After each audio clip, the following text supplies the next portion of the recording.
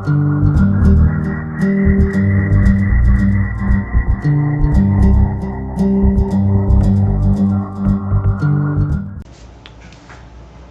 Hello guys, last lecture में हमने बात की थी स्ट्रक्चर ऑफ स्पर्म के बारे में।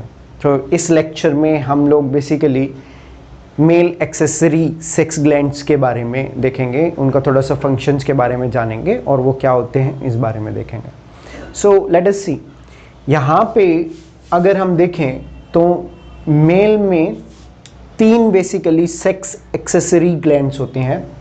सो अगर मैं वास डिफरेंस के थ्रू देखूं तो सबसे पहले यहाँ पे हमारा बढ़ेगा seminal vesicles, then prostate glands, then bulbourethral glands. तो हम इन तीनों के फंक्शंस और सिक्रीशन के बारे में बात करेंगे। साथ के साथ पिछले लेक्चर्स में कुछ चीज़ें हमने यहाँ पे देखी थी, एपिडिडाइमिस और रेटिटेस्टिस के बारे में। तो ये एक्सेसरी डक्ट्स में आती हैं, ठीक है। सो इनका भी फंक्शंस इंपॉर्टेंट है, उसके बारे में बात करेंगे। तो चलिए शुरू करते हैं क्रोनोलॉजिकल ऑर्डर में।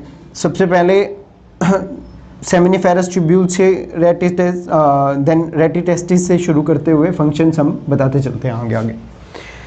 सो बेसिक स्ट्रक्चर आप लोग देख सकते हैं यहाँ पे। This is penis, glans penis, foreskin वगैरह है, and then this is scrotum या स्क्रोटल बैग, और इसमें टेस्टिस का स्ट्रक्चर मैंने थोड़ा बहुत दिखाया है, इसके बारे में हम डिटेल लेक्चर में बात कर चुके हैं।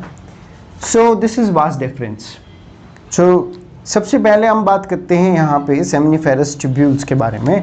हमने ये देखा था कि भाई टेस्टिस के अंदर सेमिनिफेरस ट्यूब्यूल्स है, और सेमिनिफेरस ट्यूब्यूल्स में अभी हमने पीछे देखा है कि स्पर्मेटोजेनेसिस का प्रोसेस होता है, देन स्पर्मिएशन होता है, वहाँ से स्पर्म बन गए थे। फिर हमने ये देखा था कि ये स्पर्म सेमिनिफेरस ट्यूब्यूल से होते हुए रेटिटेस्टिस तक आते हैं, and this is our rete testis. ये क्या है? रेटिटेस्टिस। और रेटिटेस्टिस इज वेरी इंपॉर्टेंट। यहाँ पे इसका कुछ फंक्शंस आते हैं जो कभी कभी कॉम्पिटिटिव एग्जाम्स में पूछ ले जाते हैं। तो सबसे पहले रेटिटेस्टिस के फंक्शन के बारे में यहाँ पे बात कर लेते हैं। सो पहला रेटिटेस्टिस का जो फंक्शन है दैट इज, अब यहाँ पे देखेंगे कि ये नेटवर्क है, ठीक है। और इस नेटवर्क में क्या होता है कि सारे के सारे स्पर्म आके कलेक्ट होते हैं रेटिटेस्टिस में सबसे पहले। तो रेटिटेस्टिस यहाँ पे एक्चुअल में करता क्या है? सबसे पहले तो ये कहता है रीएब्जॉर्प्शन ऑफ ल्यूमिनल फ्लूइड,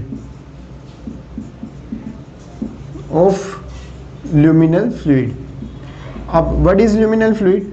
यहाँ पे हमने पीछे देखा था स्पर्मेटोजेनेसिस में कि सर्टोली सेल्स जो हैं वो एक टेस्टिकुलर फ्लूइड, एक ल्यूमिनर फ्लूइड निकालते हैं, जिसके हेल्प से वो स्पर्म्स को क्या करेंगे? रेटिटेस्टिस तक पहुंचा देंगे, ठीक है।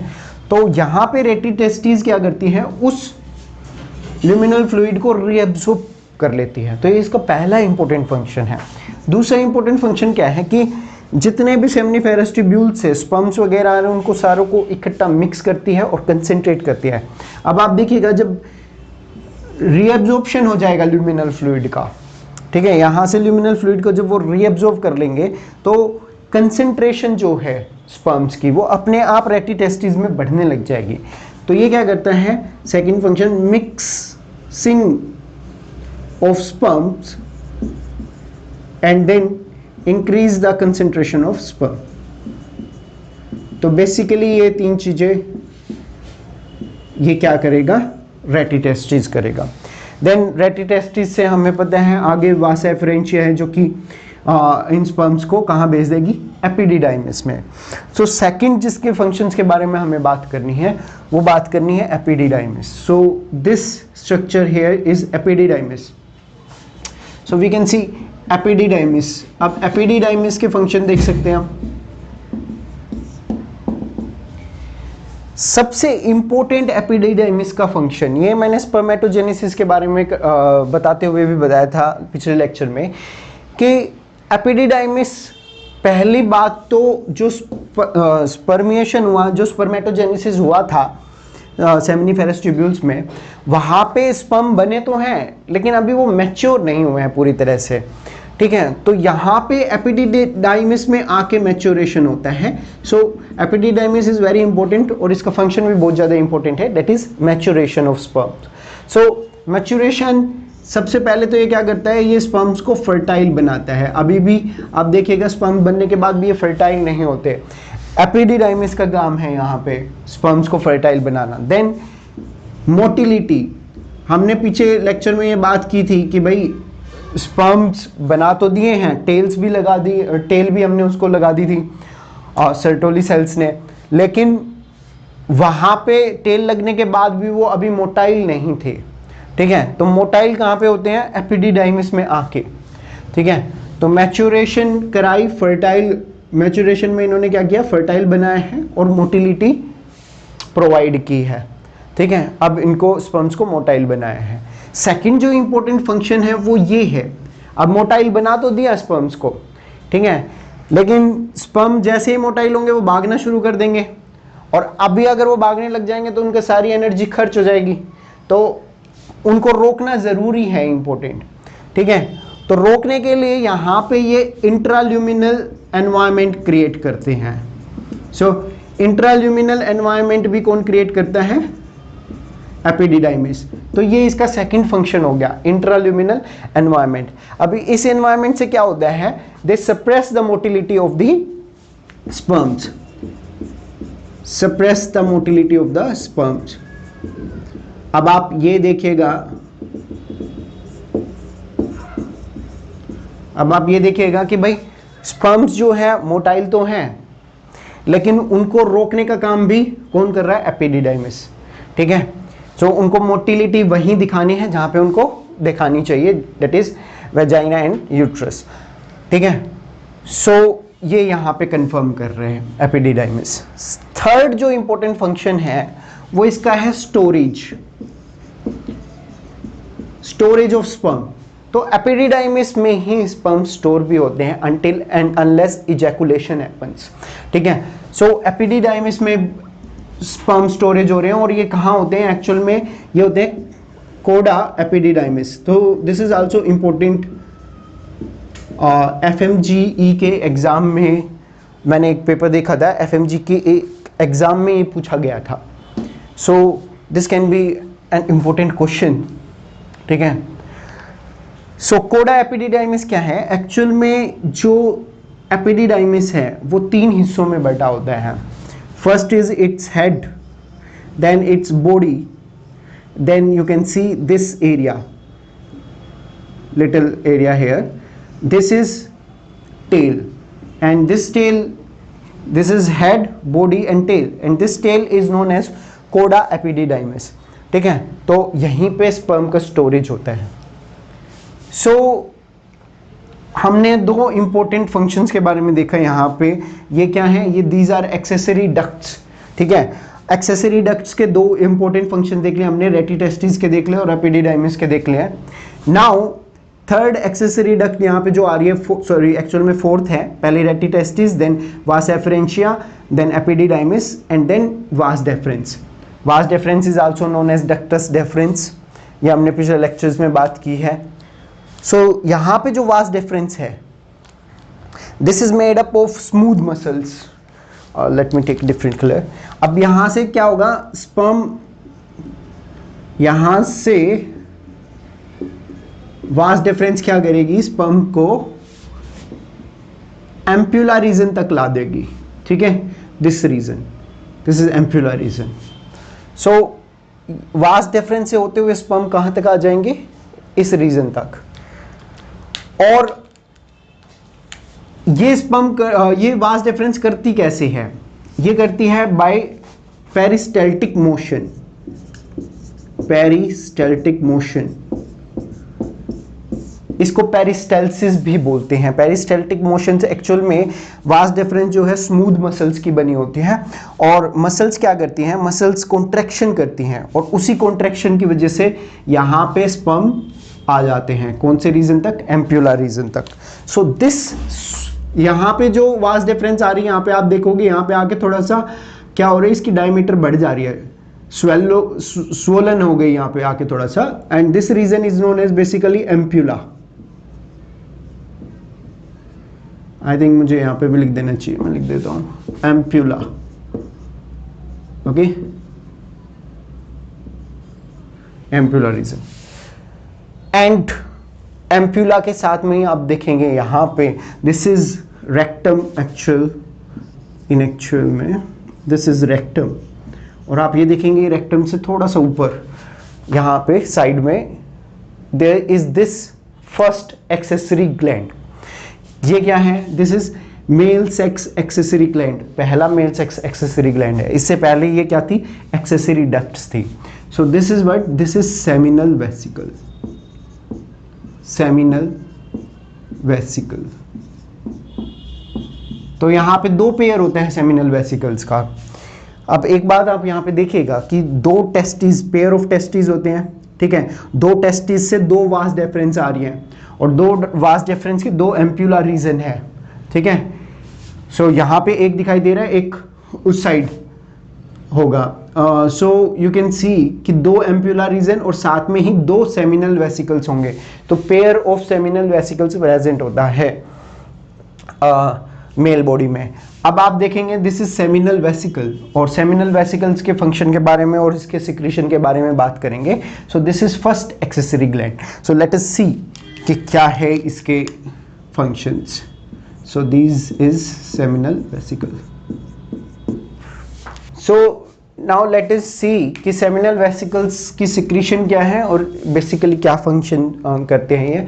तो सेमिनल वेसिकल सबसे पहले सेमिनल फ्लूइड निकालता है, ठीक है, सेमिनल फ्लूइड। और ये सेमिनल फ्लूइड अल्कलाइन नेचर का होता है, अल्कलाइन बेसिक नेचर, जिसका कि पीएच अराउंड 7.4 होता है, 7.4 to 7.5। Okay, so this seminal fluid has alkaline nature, और इस सेमिनल फ्लूइड में ये जो सिक्रीशन किया है सेमिनल वेसिकल्स ने, इस सिक्रीशन में क्या क्या कंपोनेंट्स होते हैं वो भी हम देखना थोड़ा सा इंपॉर्टेंट है। तो पहले जो मेन इंपॉर्टेंट यहाँ पे सिक्रीशंस के बारे में बात कर रहा हूँ मैं, सिक्रीशंस ऑफ सेमिनल वेसिकल्स। तो कौन कौन से सिक्रीशंस होते हैं इसके बारे में देख लेते हैं। सो दो जो मेन इंपॉर्टेंट सिक्रीशंस हैं वो सबसे पहले प्रोस्टेग्लैंडिन्स, ठीक है। दीज प्रोस्टेग्लैंडिन्स ये क्या करते हैं? ये basically they activates the enzyme, sorry they activates the sperm, ठीक है।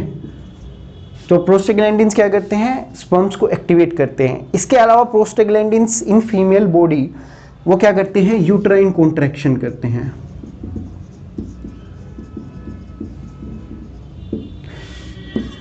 अगर सिक्रीशंस के बारे में देखें तो दूसरा जो इंपॉर्टेंट सिक्रीशन करते हैं वो करते हैं ये लाइपोफस्किन।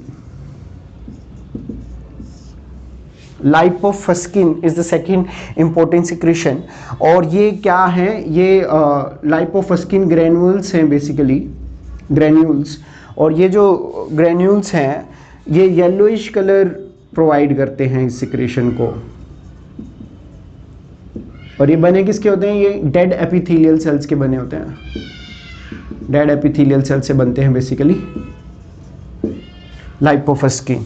अगर थर्ड इंपॉर्टेंट सिक्रीशन की बात करें तो स्पर्मोजेलिन, ठीक है। Semenogelin is the third important secretion. इसके बारे में डिस्कस करना इसलिए इंपॉर्टेंट है, स्पर्मोजेलिन ऐसे प्रोटीन्स है, basically they are a type of proteins, ऐसे प्रोटीन्स हैं जो कि एक्चुअल में जो सीमन है उसको थिक करने में हेल्प करते हैं, ठीक है। सो सीमन जो है, जो फ्लूइड निकल रहा है सेमिनल फ्लूइड, इसको ये थिक और जेली लाइक बनाते हैं।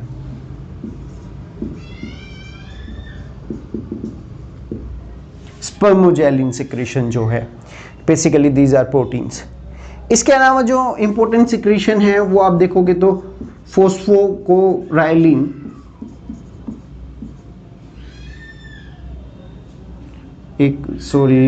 फोस्फोराइलोकोलिन, yes, this is right. So fourth important secretion is phosphorylocholine.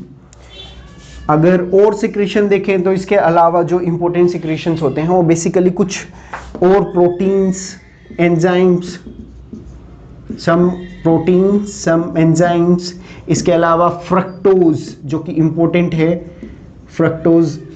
Is also a secretion जो कि एनर्जी प्रोवाइड करेगा, बाद में न्यूट्रिएंट्स प्रोवाइड करेगा।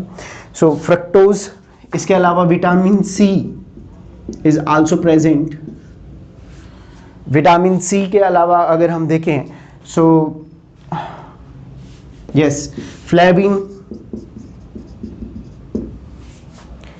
और म्यूकस, थोड़ा अमाउंट ऑफ म्यूकस भी प्रेजेंट होता है। So these are the secretions by seminal vesicles. तो सेमिनल वेसिकल्स जो हैं ये सिक्रीशंस डालते हैं। इसके अलावा अगर हम देखें तो सेमिनल वेसिकल बेसिकली जब यहाँ से सीमन इजैकुलेट होगा, अगर आप देखें तो ड्यूरिंग द सेक्सुअल कोपुलेशन या सेक्सुअल इंटरकोर्स के दौरान क्या होगा कि पेनिस से सिक्रीशन निकलता है, that secretion is known as semen, ठीक है। और उस सीमन में क्या होता है, उस सीमन में सेमिनल वेसिकल्स का फ्लूइड, जो सेमिनल फ्लूइड है, प्रोस्टेटिक फ्लूइड जो प्रोस्टेट ग्लैंड से निकलेगा, और बल्बो यूरिथ्रल फ्लूइड, ये तीनों का फ्लूइड मिलके स्पर्म्स के साथ सीमन बनाता है, ठीक है। और इस सीमन को बेसिकली 70% सिक्रीशन जो होता है वो सेमिनल वेसिकल्स का होता है। तो 70% of the secretion in this semen is of seminal vesicles. तो सेमिनल वेसिकल्स का सिक्रीशन सबसे ज़्यादा होता है। नेक्स्ट अगर हम देखेंगे तो प्रोस्टेट ग्लैंड का जो है वो सिक्रीशन 30 to 40% के करीब होगा, ठीक है। सो ये 70% अराउंड होता है सेमिनल वेसिकल्स का secretion. So these are the secretions of seminal vesicles. अब नेक्स्ट मूव करते हैं प्रोस्टेट ग्लैंड पे, okay. So let us see. So here now you can see, ये है आपका prostate gland, basically this prostate gland बिल्कुल rectum से सटा हुआ होता है, रेक्टम से थोड़ा एंटीरियर होता है और यूरिनरी ब्लैडर के पीछे होता है ये, ठीक है। तो रेक्टम के एंटीरियर पोर्शन साइड, तो प्रोस्टेट ग्लैंड, ये आपका जो प्रोस्टेट ग्लैंड है यहाँ पे आप देखेंगे। सो हमने क्या देखा था कि अभी तक एम्प्यूला रीजन में यहाँ पे स्पर्म आए हैं और यहाँ से सेमिनल वेसिकल से कुछ सिक्रीशन आएगा और ये दोनों यहाँ पे आके मिल जाते हैं। सो यहाँ से यहाँ तक आप देख सकते हैं, यहाँ से यहाँ तक जो डक्ट हैं, इस डक्ट को हम बोलते हैं इजैकुलेटरी डक्ट,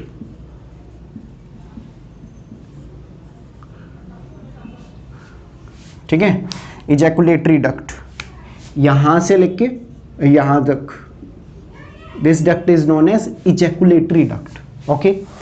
अब यहां पे प्रोस्टेट ग्लैंड के अंदर ही जाके इजैकुलेटरी डक्ट और यूरिनरी ब्लैडर से जो यूरिन आता है, बेसिकली कहां से आएगा, यूरेथ्रा से। सो दिस इज यूरेथ्रा, ये वाला जो रीजन है, यहां से यहां तक जो डक्ट है ये आपको दिखाई दे रही है, दिस इज यूरेथ्रा, ठीक है।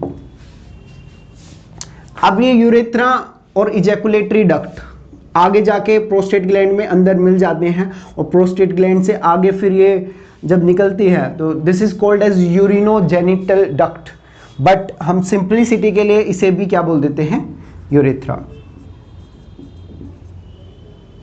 ओके। सो इजैकुलेटरी डक्ट से हम ये देखेंगे कि इजैकुलेटरी डक्ट से जब ये प्रोस्टेट ग्लैंड में आएंगे, सो प्रोस्टेट ग्लैंड में हम देखेंगे कि प्रोस्टेट ग्लैंड क्या करता है, अपने डक्ट्स के थ्रू इसमें फ्लूइड डालता है अपना, ठीक है। सो प्रोस्टेटिक फ्लूइड उसे हम कहते हैं। तो आप देखेंगे तो यहाँ पे जो प्रोस्टेट ग्लैंड है वो बेसिकली 5 लोब्स में डिवाइड होता है प्रोस्टेट ग्लैंड।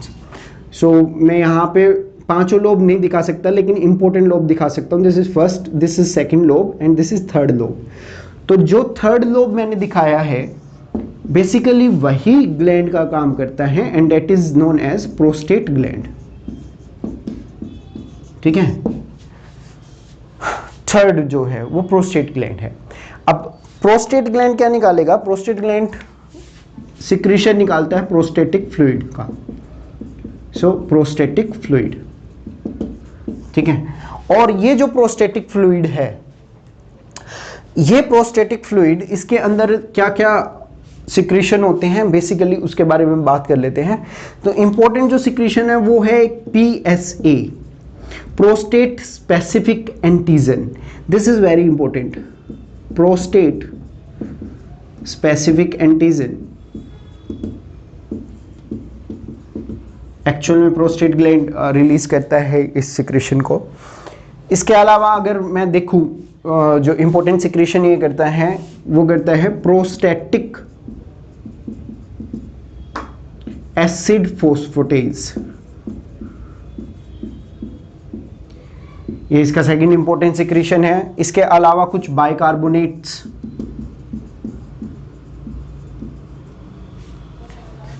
और जो इंपॉर्टेंट चीजें हैं उसमें सिट्रिक एसिड,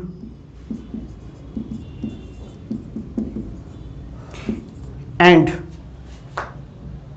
इसके अलावा सम लिपिड्स,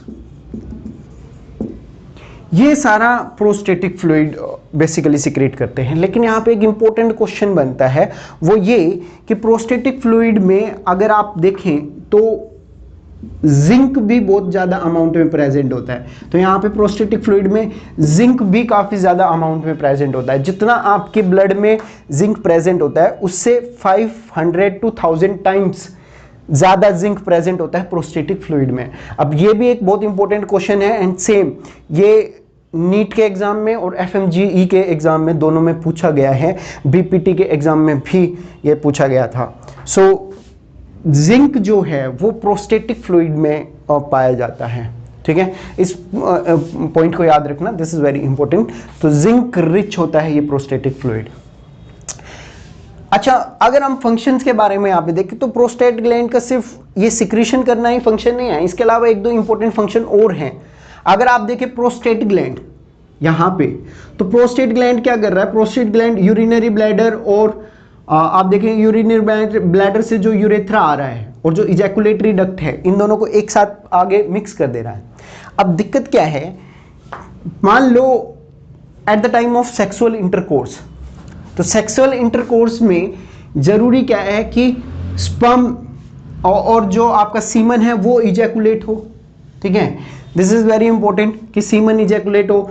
उस टाइम पे प्रोस्टेट ग्लैंड क्या करता है कि जिस टाइम पे सेक्सुअल इंटरकोर्स होता है, सेक्सुअल अराउजल होता है, सेक्सुअल अराउजल के टाइम पे प्रोस्टेट ग्लैंड जो है इसमें स्वेलिंग आती है, और ये क्या करता है, मैं इसको स्वेलिंग नहीं कहूंगा, बेसिकली यहाँ पे स्फिंक्टर प्रेजेंट होते हैं, और ये क्या करता है, ये यूरिनरी ब्लैडर की जो यूरिथ्रा है उसको क्लोज कर देता है, ताकि जो सीमन आ रहा है उस सीमन में यूरिन ना आ जाए।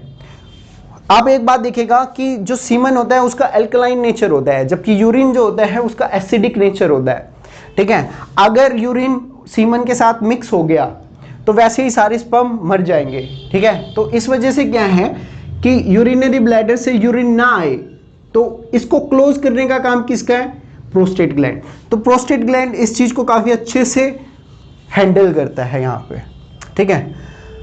और आप ये चीज देखिएगा कि ये तो इसका एक इंपॉर्टेंट फंक्शन हो गया, एक इंपॉर्टेंट फंक्शन ये सिक्रेशन हो गया। दूसरा इंपॉर्टेंट फंक्शन हो गया इसका कि भाई eight the time of sexual arousal ये क्या कर देगा, यूरेथ्रा को जो है वो क्लोज कर देगा। तीसरा इसका इंपॉर्टेंट फंक्शन ये है कि आप यहां से देखेंगे तो पेरिस्टैल्टिक मूवमेंट जो सीमन को प्रोवाइड, यहां से स्पर्म्स को जो पेरिस्टैल्टिक मूवमेंट प्रोवाइड हो रही थी उसमें प्रपल्शन नहीं था, फोर्स नहीं थी। जो प्रपल्शन होता है सेक्सुअल अराउजल के टाइम, इजैकुलेशन के टाइम जो प्रपल्शन होता है सीमन का, वो प्रपल्शन क्रिएट करने में भी कौन हेल्प करता है, प्रोस्टेट ग्लैंड। तो ये इसका थर्ड इंपॉर्टेंट फंक्शन है कि प्रोस्टेट जो यहाँ पे प्रेजेंट है वो क्या करेगा, वही प्रोपल्शन भी क्रिएट करेगा, ठीक है, प्रपल्शन सॉरी। तो ये प्रपल्शन क्रिएट करने का काम भी प्रोस्टेट ग्लैंड का है। सो this is important. Next we will talk about bulbourethral gland. So now you can see bulbourethral gland. यहाँ पे क्या है, आपको दो pair of bulbourethral gland present होते हैं। बेसिकली प्रोस्टेट ग्लैंड से निकलते ही यहाँ पे bulbourethral gland प्रेजेंट है। तो एक्चुअल में जो प्रोस्टेट ग्लैंड है वो वॉलनट साइज का होता है, और bulbourethral ग्लैंड जो होते हैं वो पी साइज के होते हैं, ठीक है। सो यहाँ पे जो bulbourethral ग्लैंड है इसका भी पेयर प्रेजेंट होता है। Bulbo urethral glands. तो मैं यहाँ पे इनको ग्लैंड्स लिख देता हूँ ताकि आपको याद रहे कि ये प्लूरल है, दो हैं। सो दो बल्बो यूरिथ्रल ग्लैंड यहाँ पे प्रेजेंट है। अब bulbo urethral gland is also very important, इसका होना भी बहुत ज़्यादा ज़रूरी है। बल्बो यूरिथ्रल ग्लैंड बेसिकली क्या करता है, ये म्यूकस रिलीज करता है, ठीक है। और इस म्यूकस में यहाँ पे देखिएगा ये दो बल्बो यूरिथ्रल ग्लैंड, इस म्यूकस में क्या है, इस म्यूकस में म्यूकोप्रोटीन होते हैं, ठीक है। प्रोटीन की स्पेलिंग चेक कर लीजिए। तो इस म्यूकस में म्यूकोप्रोटीन होते हैं, बल्बो यूरिथ्रल ग्लैंड सिक्रीट करता है और इसका भी बहुत इंपॉर्टेंट फंक्शन है। अब ये म्यूकोप्रोटीन क्या करते हैं, ये म्यूकोप्रोटीन सबसे पहले तो क्योंकि कॉमन एक डक्ट है यूरेथ्रा, यूरिन के लिए भी और इजैकुलेशन के लिए भी सीमन के, ठीक है। तो और मैंने अभी बताया कि यूरिन जो होता है वो एसिडिक इन नेचर होता है, तो कुछ ना कुछ यूरिन हो सकता है यूरेथ्रा में प्रेजेंट हो, ठीक है। तो इसलिए ये जो म्यूकस रिलीज करता है वो अल्कलाइन नेचर का होता है। और ये जो म्यूकोप्रोटीन होते हैं ये क्या करते हैं, ये इस यूरेथ्रा को क्लीन कर देते हैं, ठीक है। तो क्या करते हैं ये जो यूरेथ्रा है इसमें अगर कोई कुछ अमाउंट ऑफ यूरिन प्रेजेंट है तो उसको क्लीन कर देते हैं, ठीक है। सो एसिडिक नेचर हटा देते हैं। दूसरा इसका काम होता है म्यूकोप्रोटीन का, पहले तो इसने क्लीनलीनेस की है और दूसरा जो इंपॉर्टेंट काम है म्यूकोप्रोटीन का वो होता है lubrication of penis and urethra, ठीक है। पेनिस का ल्यूब्रिकेशन करता है। अब कैसे, एक्चुअल में आप अगर देखेंगे तो बल्बो यूरिथ्रल ग्लैंड का जो सिक्रीशन होता है वो सीमन के आने से पहले ही रिलीज होता है। हालांकि सबसे थोड़ा अमाउंट रिलीज करता है बल्बो यूरिथ्रल, अपना जो सिक्रीशन होता है वो बहुत थोड़ा होता है इसका, लेकिन ये अगर आप देखेंगे तो सीमन के रिलीज होने से पहले ही रिलीज हो जाता है जो बल्बो यूरिथ्रल ग्लैंड का सिक्रीशन है। इसको बोलते हैं हम प्री इजैकुलेशन। तो bulbo urethral gland pre ejaculation करते हैं और वो जरूरी भी है क्योंकि प्री इजैकुलेशन होने से ये यूरेथ्रा को क्लियर कर देंगे, तो क्लीनलीनेस, ठीक है। और दूसरा इंपॉर्टेंट चीज क्या है कि eight the time of sexual intercourse penis को ये क्या करते हैं, लुब्रिकेट करते हैं, बेसिकली पीनस कहते हैं इसे। सो पीनस को क्या करते हैं, लुब्रिकेट कर देते हैं। तो ये दोनों काम इजैकुलेशन से पहले होने चाहिए, इसीलिए जो फ्लूइड निकलता है वो प्री इजैकुलेट होता है। तो प्री इजैकुलेट फ्लूइड भी कहते हैं बल्बो यूरिथ्रल ग्लैंड्स का, ये भी एक इंपॉर्टेंट फंक्शन बनता है। I think I have covered all these things. आप देख लीजिएगा, इसमें एक बात देख सकते हैं वो ये भी है कि जो सीमन होता है, बेसिकली मैंने बता दिया कि सीमन जो है उसमें एक्सेसरी जो ग्लैंड्स होते हैं उनका सिक्रीशन प्लस में स्पर्म्स होते हैं। तो जो सीमन होता है वो सीमन में 90% आपका फ्लूइड होता है एक्सेसरी ग्लैंड्स का, 10% के करीब अराउंड स्पर्म्स प्रेजेंट होते हैं, ठीक है। तो ये इंपॉर्टेंट बातें थी, ये फंक्शंस थे एक्सेसरी ग्लैंड्स के और एक्सेसरी डक्ट्स के।